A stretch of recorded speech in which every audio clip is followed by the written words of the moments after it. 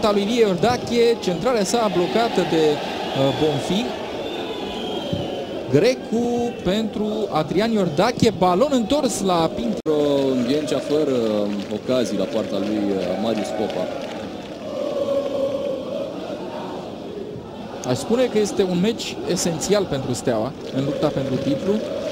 Sunt deja 10 puncte distanță față de liderul Oțelul și urmează pentru Steaua 2 meciuri consecutive în deplasare cu Gloria Bistrița și cu Rapid.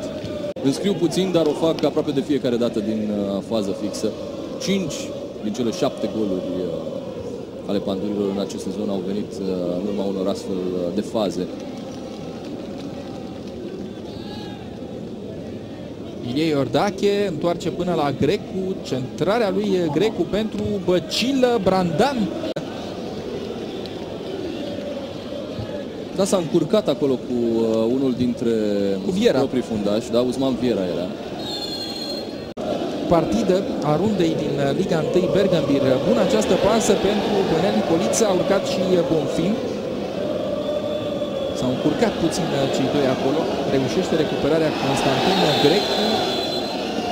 Mingea ieșise însă în afara terenului. Pentru Bogdan Stancu a sprintat Bonfim, primește brazilianul.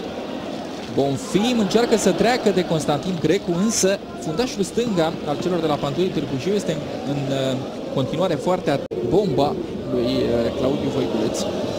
Bonfim acum o pasă bună pentru Bănel Nicoliță, însă încă o dată Grecu este la locul potrivit. Până la Galamaz.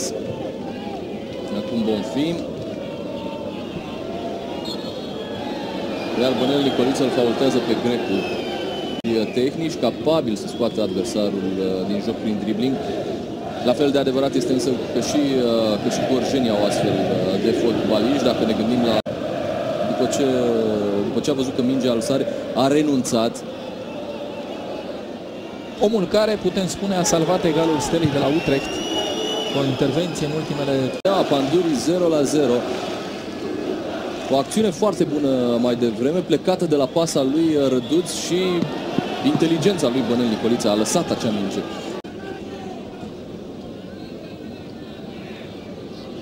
Probabil acesta va fi scorul cu care se va intra la vestiare.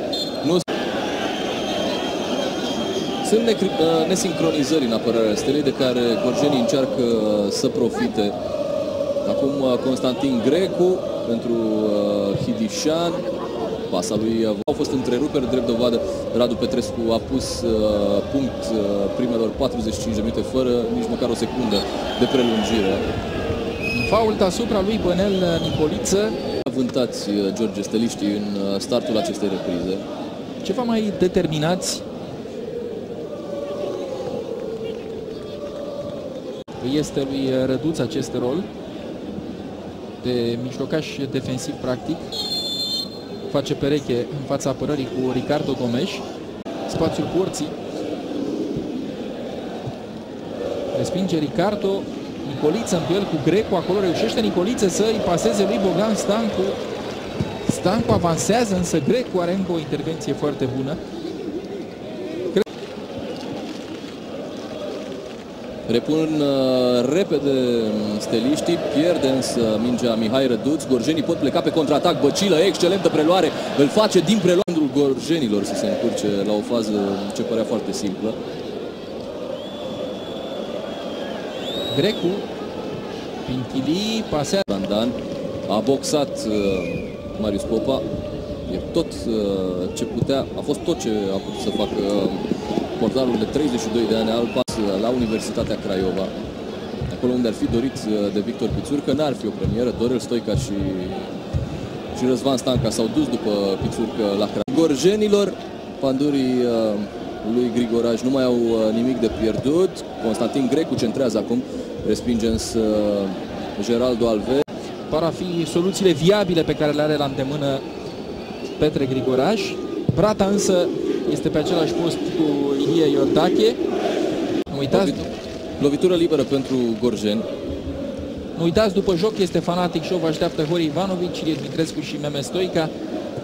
Iar pe Tigi... Bonfim ajunge gorjeanul primul la minge și reușește să-i trimită lui Constantin Grecu. Vine centrarea. fără probleme. Respinge Galamanul pandurilor. Bonfim trimite acum la Iano Seichei. Greșește Seichei în duelul cu Constantin Grecu de faze. Nu i-a mai ieșit însă de atunci.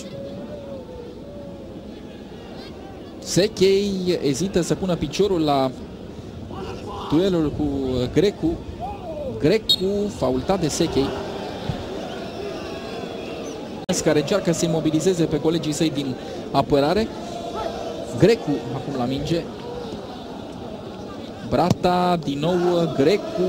Tătărușanu n-are nicio problemă și final de partidă în care gorjenii se deschid foarte bine. Poate că economisesc și din forțe, pentru că peste 2 zile joacă tot aici în Ghencea cu Sport. Și crearea unor automatisme. Brata aleargă acum.